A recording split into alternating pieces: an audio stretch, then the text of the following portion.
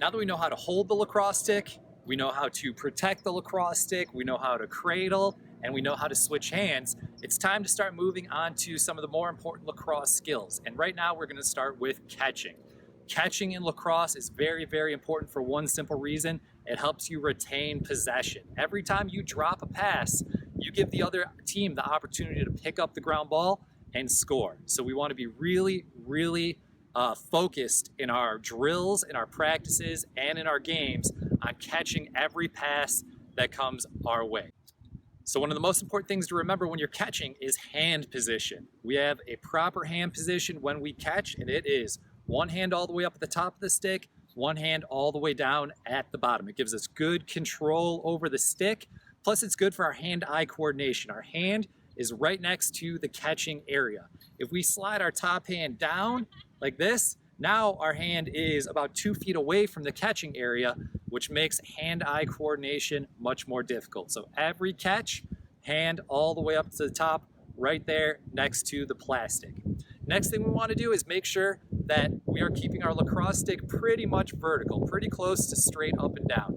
The lacrosse stick is shaped this way for a reason. The ball enters the pocket, goes down, and kind of sits right in the bottom of your pocket here. There's a little rubber ball stop right there to make sure that the ball doesn't roll out. A lot of new lacrosse players, when you throw them a lacrosse ball, they turn their stick sideways and try and catch it like this, all right? And the ball goes into their pocket and then it rolls out the side. So remember, fight that urge to turn the stick sideways, keep it straight, up and down, just like this.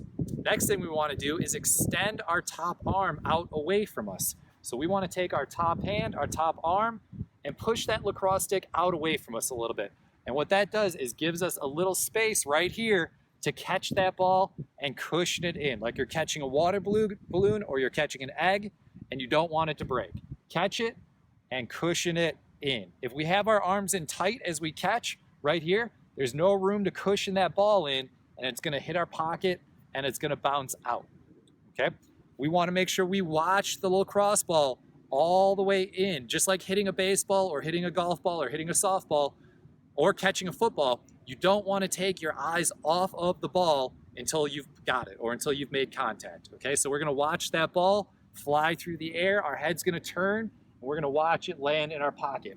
That's one of the biggest steps you can take to make sure you catch every pass. When we're watching practices and we're working with players, a lot of drops are because as the player catches that ball, their eyes are still looking forward. Track that ball into your pocket, make sure you've got it, and then you can go ahead and make your throw back. So recapping, proper hand position, one hand all the way at the top, one hand all the way down at the bottom, stick vertical, push that top arm out away from your body so there's room to cushion the ball in, watch the ball into your pocket, all the way in, cushion it as you catch, like you're catching a water balloon or you're catching an egg and you don't want it to break. Those things are gonna help you catch every pass that comes your way.